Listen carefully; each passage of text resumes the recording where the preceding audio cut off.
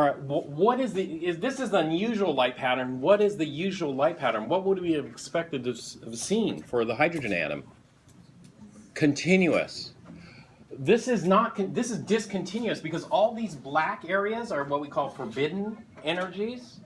The only allowed energies are what we see colors of light, because the electrons are being excited, those energies drop down and they start emitting those colors of light. And so why are there forbidden energies and allowed energies? And what do we call this? You know, when energy is discontinuous like this, we have a word for that. We call it quantized. You know, it comes in jumps versus continuous. And so what physicists expected of the hydrogen atom is the electron energies should have been continuous. We should have seen a rainbow of colors, but we didn't. Now, what we have to do is, we have to look at what quantized means for us. You know, when we think about energies, there are different ways we think, and there's also different ways we think about quantized. For example, is gravitational potential energy continuous, or is that quantized? You know, can I have any gravitational potential energy I want, or are there forbidden gravitational potential energies? It's continuous because, you know, I just take it a little step higher, you know, and I just walk up a ramp and I can have any, right? And so when I think about gravitational potential energy can have any electron, any energy it wants. Can an electron have any energy it wants? You know, is there a forbidden speed? So for example, 50 miles an hour is okay, but 55 miles an hour for the electron's forbidden. But maybe 56 miles per hour is okay, but 68 miles per hour is forbidden. Can the electron move at any speed it wants? So in that sense, electron speeds are continuous, right? Just like gravitational potential energy is continuous. But, you know, if I'm in a building, are gravitational potential energies continuous or quantized in a building with an elevator? They're quantized, right? Maybe the stairwell might be more continuous, you know, if you can stop like halfway between a step or something like that, right? But in the gravitational potential energy in a building is quantized, right? And so the thing is, what makes an electron have a continuum of energies in the sun or in a metal, but in the hydrogen atom, it's quantized. And so this is kind of like, oh, you know, the electron in the sun's like this. It can have any energy and ramp up to any energy it wants, right? But all of a sudden, in the hydrogen atom, it's like in the building. And so while I don't see any floors in the hydrogen atom, because in the hydrogen atom you have a proton, you have an electron, and you have empty space. So where are the floors? You know, how come it's jumping from floor to floor in the hydrogen atom? And so this is a unusual light pattern, and we're going to talk about quantization of energy in a lot more detail. But I want to talk about the scientific method first, because this is a great example of the scientific method. You know, where does the scientific method start off? When I think about the scientific method, what do I do? Well, the scientific method, a lot of people tell me the scientific method always begins with a hypothesis. So what's your hypothesis for these unusual light patterns? And then let's go test our hypothesis, right? So tell me your hypothesis. Well, no, that's one way. I mean, probably modern, you know. I know in biology you start off with what, the hypothesis or whatever, experiments, tests, this kind of stuff. But, you know, historically for this, we started off with just observations. And so this is the scientific method. What was the observation here? Well, unusual light pattern. Unusual light patterns. And then what do you do with those unusual light patterns? Well, you try to find some kind of... Do you guys remember the scientific method? Tell me what's next. Not the law just yet. maybe because I said unusual light patterns. From observations, we go to patterns or trends, right? And so what you do is you try to look for a mathematical pattern here. Is there a mathematical pattern here? Do you see a mathematical pattern?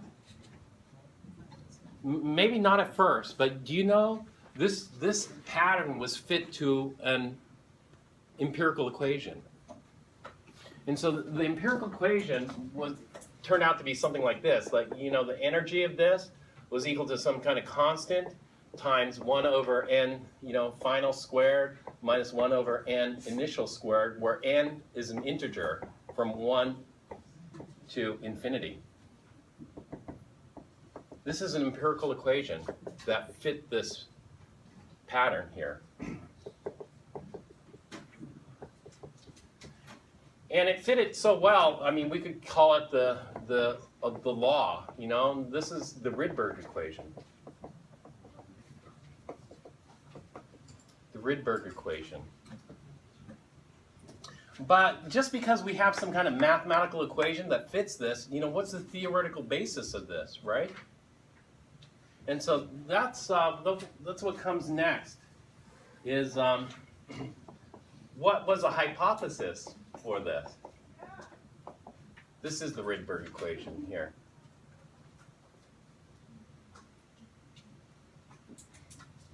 What is the hypothesis for this? And the hypothesis is that, you know, these numbers mean something. These numbers tell us something about the allowed energies and the forbidden energies. So the hypothesis was that energy is not continuous.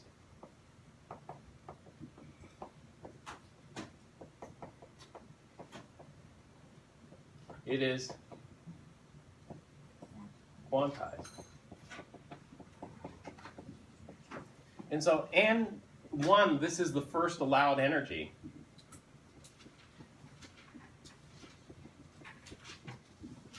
In that, you know, that's related to actual 2, but we can't have like 1.1. You know, 1.1 is forbidden. You know, it has to jump in these levels. But, you know, the hypothesis, okay, the energies are not continuous, they're discontinuous, they're quantized. But, you know, where's the picture of that? And so what should the theory do? The theory should give a fundamental description of what's going on. And so the first theory that came about was the Bohr theory.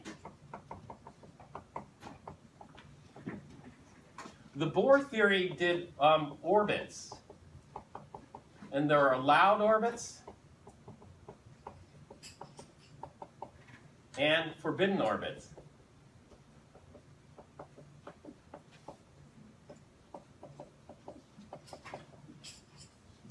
And so the obvious question that comes up is, why are those orbits forbidden? Well, the Bohr theory doesn't say why those orbits are forbidden, they're just forbidden.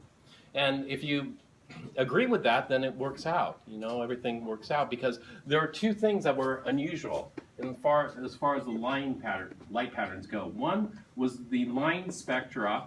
Spectra, you know, this is a spectrum. A spectrum is measuring how light interacts with matter. In this case, hydrogen interacting with visible light. So the spectrum measured. The spectra is plural, so we see line spectra for most atoms that you saw: sodium, helium, etc. And there's one more. For black bodies, there's something called the UV catastrophe. Classical physics, you know, with black body emitters, you excite the electrons and they start emitting light. Well, you excite the electrons in the UV, they should start emitting UV, but the intensity was way off the predictions. And so the intensity of the UV from a black body, this is black body, this is like the metal, the chunk of metal we saw there, which is behaving normally until you get to the UV region. When you get into the UV region, then it's catastrophe, because the intensity is not explained by the physics. And so we call that the UV catastrophe. Intensity not as expected for black bodies.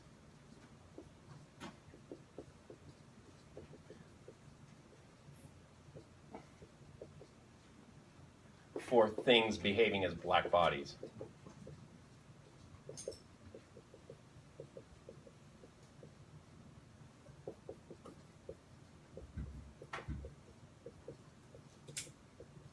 You don't have to know how it deviates.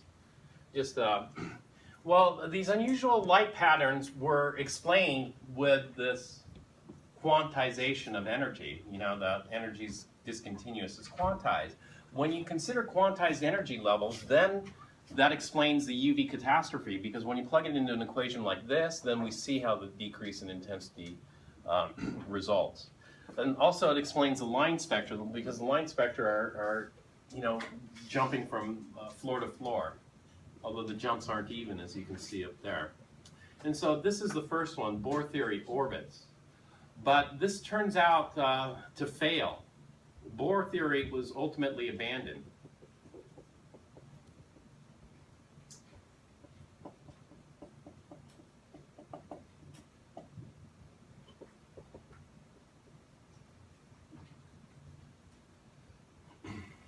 Why was Bohr theory abandoned?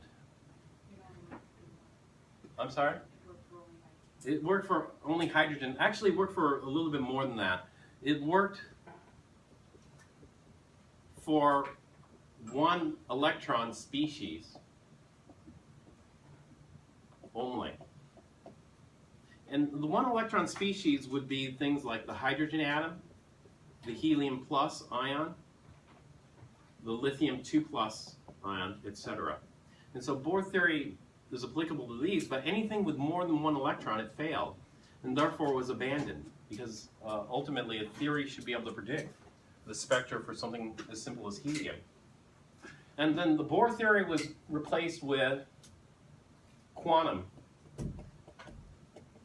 theory. In quantum theory, what we have is we have, instead of orbits, we have orbitals, which are different than orbits. Orbitals. And this is our modern day theory.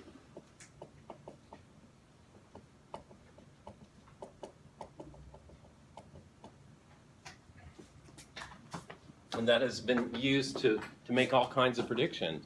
For example, if it wasn't for quantum theory, there would be no magnetic resonance imaging, MRIs. MRIs was a prediction of quantum theory. And so some physicists went out. Actually, it's kind of a sad story, because the first set of physicists to go out to test this prediction of quantum theory failed. The reason they failed was because the electronics weren't sensitive enough. And so I think they did it in the 50s. And then I think in the late 50s, early 60s, came along another group of physicists to do the exact same thing with better electronics. And they succeeded in measuring this thing predicted by quantum theory, and they ended up winning the Nobel Prize in physics. No mention was made of the first people to try the experiment, you know, that failed. And so that was a bit controversial, but anyway. Going back to this, so this is chapter 8. And so what we have to do is we have to understand what it means to be quantized, because, you know, quantized means they're forbidden energies. But, you know, when we think about gravitational potential energy, are they really forbidden gravitational potential energy? No. And the same thing, when we think about an electron, can an electron have any energy it wants? Can an electron have any energy? That is, if an electron's moving, can it move at any speed it wants? Yeah, if it can move at any speed, then it should have any energy. So electron energy should be continuous, right? And so what am I talking about in terms of quantized or forbidden or allowed? And so this is where we have to get a better understanding of what it means to be quantized. And so what it means to be quantized is we have to go back to Einstein and the photoelectric effect, because do you know what Einstein won the Nobel Prize for? Einstein won the Nobel Prize for not the theory of relativity. What did he win it for?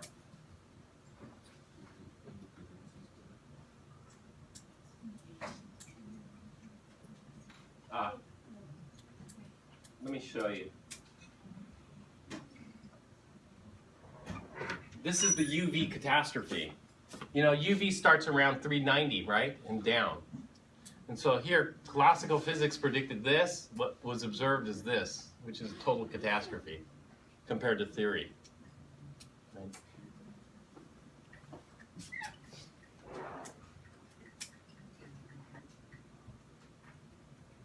Okay, so let's take a look at the photoelectric effect here.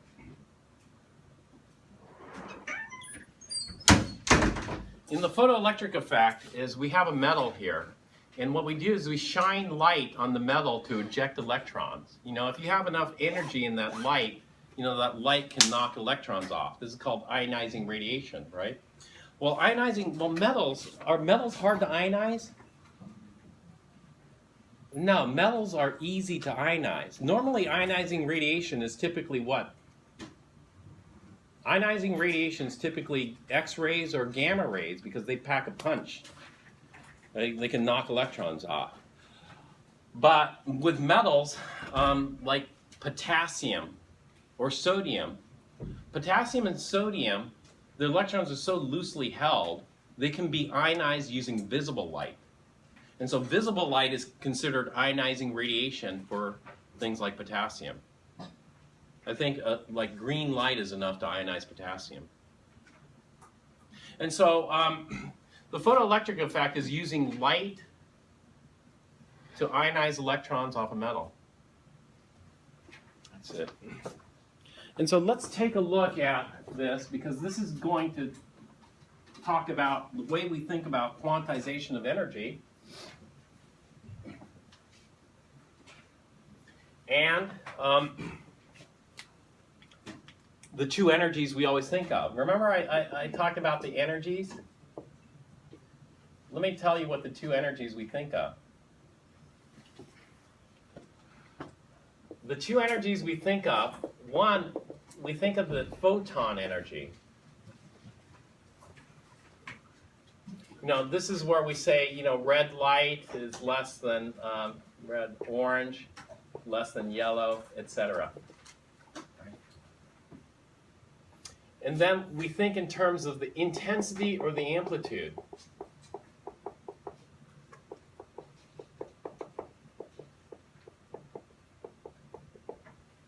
And intensity or amplitude would be a dim red light versus a bright red light. You know, the intensity or the amplitude. The intensity or the amplitude is what we call the total energy.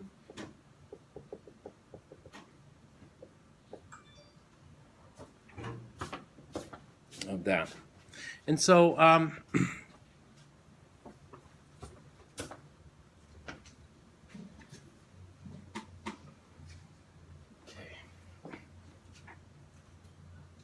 take a break soon, but let me just say a couple of more things and then we'll take a break. All right, so here, if I have a piece of metal,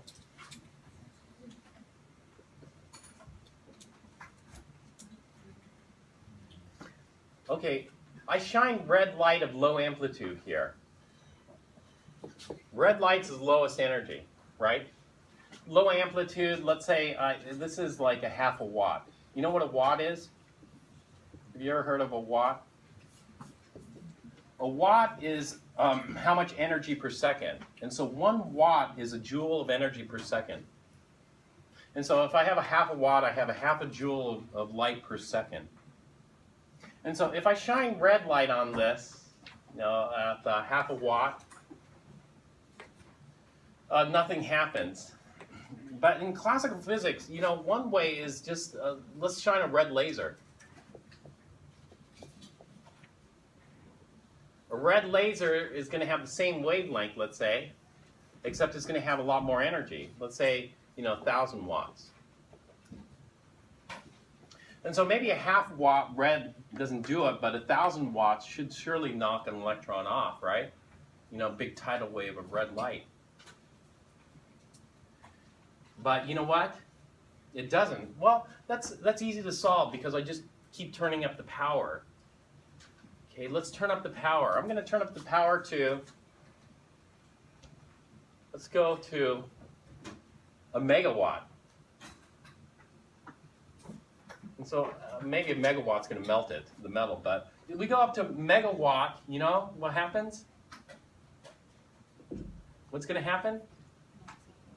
It doesn't knock any electrons off. But, you know, it's a huge tidal wave of energy. It should knock an electron off. Really. Because, you know what? If I do this instead, if I just use, I'm going to use a half a watt. I'm going to use a microwatt. Let's use a microwatt of green light. So 1 microwatt of green light. A microwatt of green strikes this and knocks electrons out. And so certainly a megawatt of red should do it, or maybe a terawatt. Let's go with a terawatt. Well, terawatt's probably going to melt everything. Don't want to put too much energy too quick of a time. But something weird's happening here. And something that's weird that's happening is we think of energies in 2 ways for light. In light, we think of a little particle. A photon deals with wave, particle, duality. And so normally when we think of what light, we just think in terms of waves, but there's also something called a packet, or wave packet of light, or packet of light. And so one way of thinking about it is photon is a little piece of light. And red light comes in packets. These are packets of energy, not packets of mass, because the light has 0 rest mass. And so when I'm thinking about red, I'm thinking about little like ping pong balls hitting this. And so these are ping pong balls.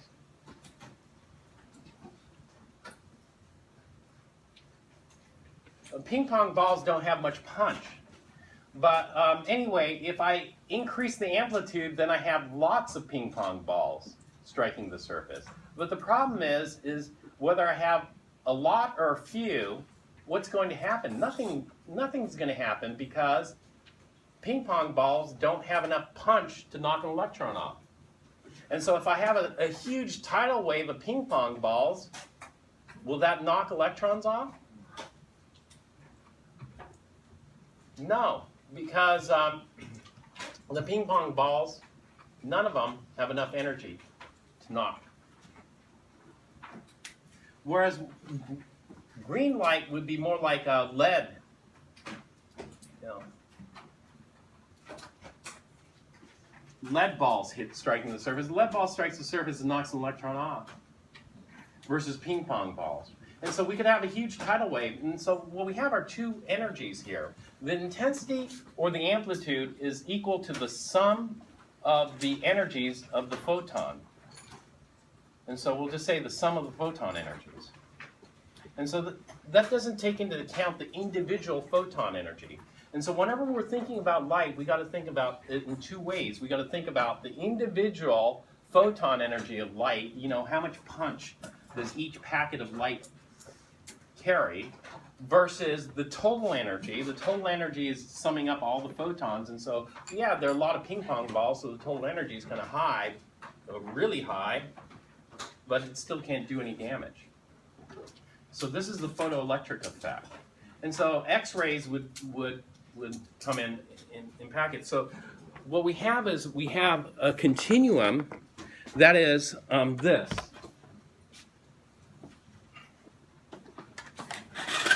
And we'll stop. Second break.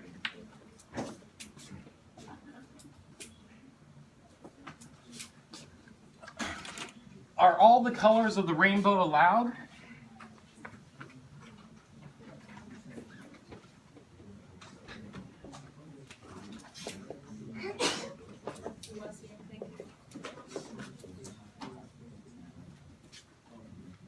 Are all the colors of the rainbow allowed? Yes. All the colors of the rainbow are allowed. And we start off with red. Red is going to just pack a little bit of punch, but violet should pack a lot more energy. And so the size of the ball here is continuous. We have a continuum here. And so we can go a little bit bigger, all the way. So this shows a continuum. Then when we stop at a particular size, let's say we stop here, and we look at this blue. Okay, so if we look at this blue, which has a specific wavelength or a specific frequency, then what we're going to see is, yes, this blue light is going to be quantized. That is, this blue light only comes in this size of energy here.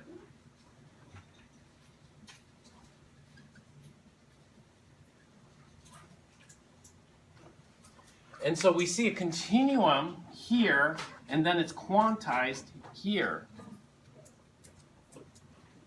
And so the blue light packs a certain punch. And so this is called the photon energy. And here it's quantized. But when we look at the photon energies across here, we see a continuum.